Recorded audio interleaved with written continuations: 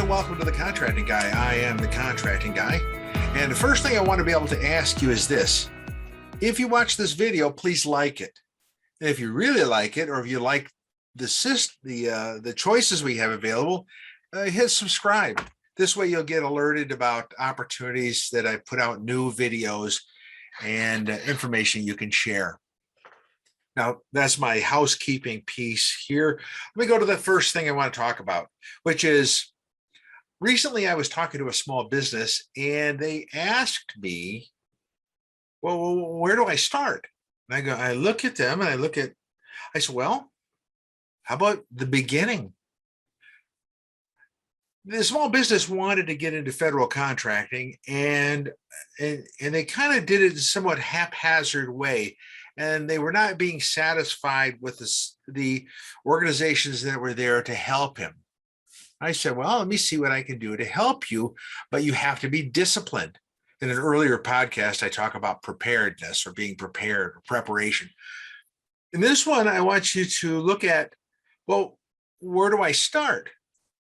Well, a very fundamental thing, and I've talked about this in earlier podcasts, is you start really with understanding yourself. And you go, oh, Jim, you said that before. And I said, yeah, because it's important.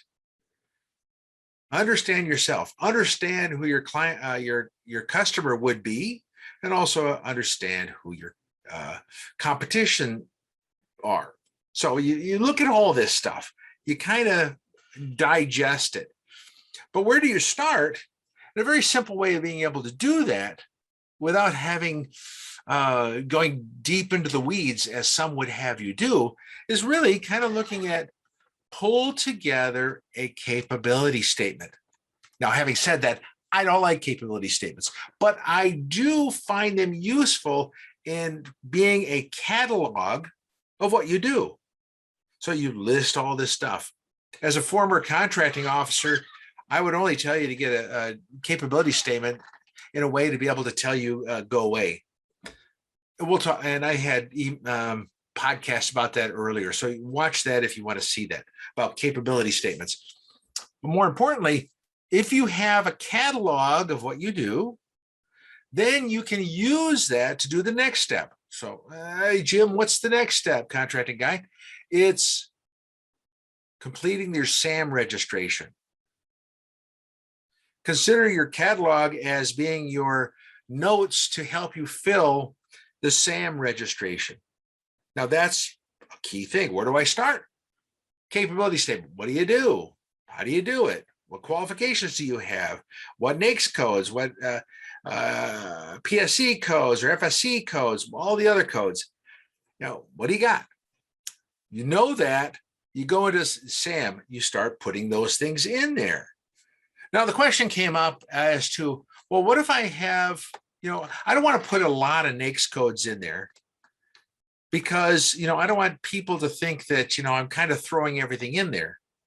I said, the truth is that you're throwing everything in there. You should throw everything in there because you don't know what the government is going to be looking for. And the key search means for opportunities is the NAICS code. So you can pick one NAICS code, and if the contracting officer in preparation for their solicitation doesn't use that, then you are screwed. But if you have multiple NAICS codes, you're going to get alerted to all the NAICS codes that apply to you, and then you can pick and choose what you want to do. Just because you put a NAICS code in your SAM.gov registration doesn't mean you have to go for all NAICS code opportunities that are there.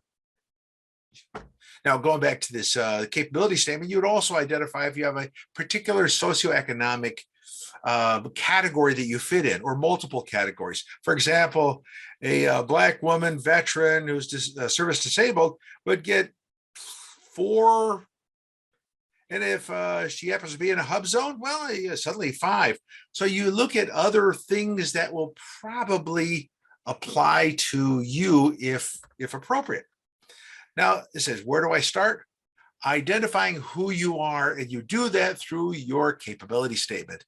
Once you have the capability statement locked in for the purpose of filling out SAM, then filling out SAM. fill it out.